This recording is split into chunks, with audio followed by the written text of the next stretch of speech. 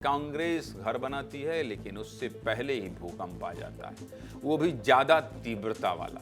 कांग्रेस 2 कदम आगे बढ़ाती है, 4 कदम पीछे हटना पड़ जाता है। अब कांग्रेस सोचती होगी कि रोज कुछ न कुछ गड़बड़ा जा रहा है। कभी युवा कांग्रेस वाले नाराज हो जाते हैं, कभी दिग्विजय सिंह आरएसएस की तारीफ कर देते हैं, कभी मीडिया प्रभारी इस्तीफा दे देते हैं, कभी किसी की विधायकी चली जाती है, जज साहब अधिकार छीन लेते हैं और आज फिर से कुछ ऐसा हो गया है। अब कांग्रेस सोच रही होगी कि ये क्या हो रहा है। चलिए आपको भी बता देते हैं, आप भी मत सोचिए।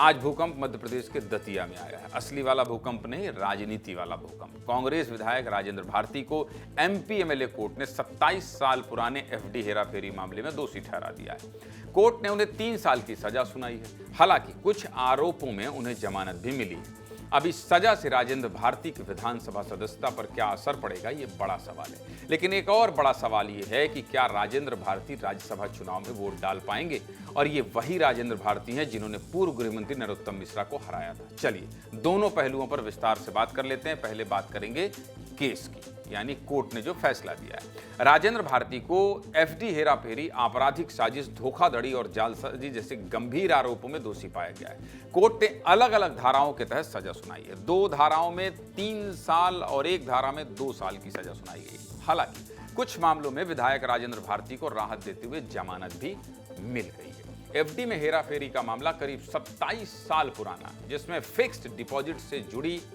कथित हेराफेरी का आरोप था। लंबे समय तक चली सुनवाई के बाद जब अदालत ने अपना फैसला सुनाया है, तो अब सबसे बड़ा सवाल यही है कि क्या इस सजा के बाद राजेंद्र भारती की विधायकी चली जाएगी।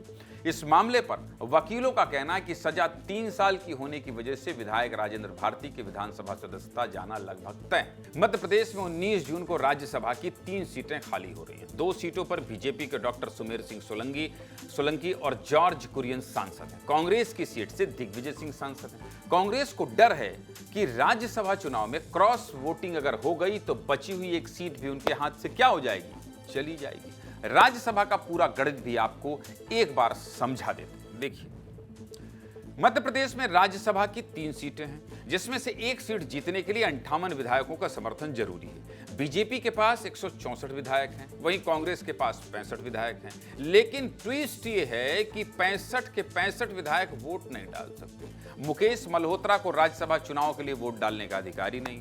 मुकेश मल्होत्रा बस नाम के विधायक रह गए हैं। कोर्ट ने पहले ही उनका अधिकार खत्म कर दिया है। निर्मला सप्रे का आपको पता ही है, कभी खुद को बीजेपी तो कभी कांग्रेस का विधायक बताती हैं, और उम्मीद बहुत कम है कि वो कांग्रेस के लिए वोट करेंगे। अब राजेंद्र भारती की सदस्यता को भी खतरा है।